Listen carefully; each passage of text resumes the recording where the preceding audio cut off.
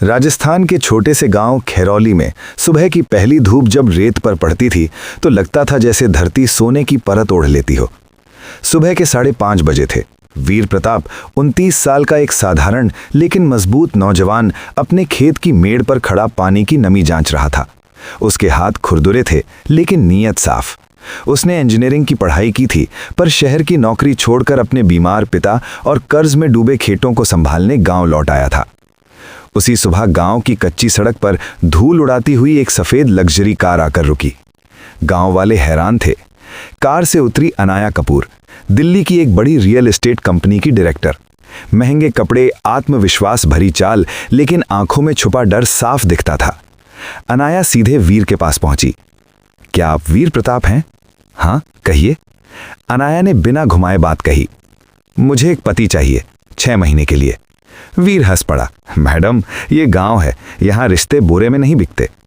अनाया की आवाज भारी हो गई। मेरे दादाजी की वसीयत है, अगर 6 महीने में मेरी शादी साबित नहीं हुई तो कंपनी मेरे चाचा के हाथ चली जाएगी। मुझे ऐसा आदमी चाहिए जिसे पैसा नहीं, आत्मसम्मान चाहिए। वीर चुप हो गया। उसे ये सौदा पसंद नहीं था, लेकिन अनाया की आंखों में चाल नहीं, बेबसी थी। कुछ देर बाद उसने कहा, मैं शादी का नाटक नहीं करूंगा। अगर साथ रहना है तो मेरे घर, मेरे गांव और मेरी सच्चाई के साथ। अनाया ने सिर हिला दिया। मंजूर। गांव में अनाया का पहला दिन मुश्किल था। ना एसी, ना इंटरनेट, ना शांति। रात को बिजली चली गई। पसीने और अंधेरे में घिरी अनाया झुंझला गई। तभी वीर लालटेन लेकर आया। यहाँ रोशनी बटन से नहीं, सब्र से मिलती है। उस रात अनाया पहली बार बिना मोबाइल के सोई, और पहली बार चैन से। दिन बीतने लगे। अनाया ने देखा वीर सिर्फ किसान नहीं, गांव का सहारा था। वो किसानों को नई तकनीक सिखाता, बच्चों को पढ़ाता और मुनाफे से पहले इंसानियत रखता। उधर शहर में अनाया का चाचा षड्यंत्र रच रहा था। एक रात वीर के गोदाम में आग लगा दी गई। वीर बिना सोचे आग में कूद पड़ा। अनाया चीख पड़ी, पागल हो गए हो, जान चली जाती।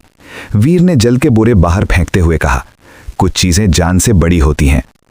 उस पल अनाया समझ गई, ये आदमी मोहरा नहीं, रक्षक है। अगले दिन बोर्ड मीटिंग थी। अनाया अकेली नहीं गई, वीर साथ था। सीसीटीवी फुटेज, कॉल रिकॉर्ड्स, सब सबूत सामने रखे गए।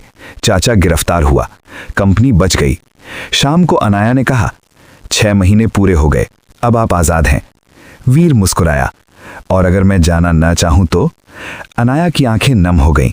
पहली बार उसने किसी सौदे से ज्यादा किसी इंसान को चुना। 6 महीने बाद खैरौली के उसी खेत में फूलों से सजा मंडप था। ये शादी किसी मजबूरी की नहीं, बल्कि चुनाव की थी। क्योंकि कभी कभी जो रिश्ता सौदे से शुरू होता है, वही जिंदगी का सबसे सच्चा रिश्ता बन जाता है।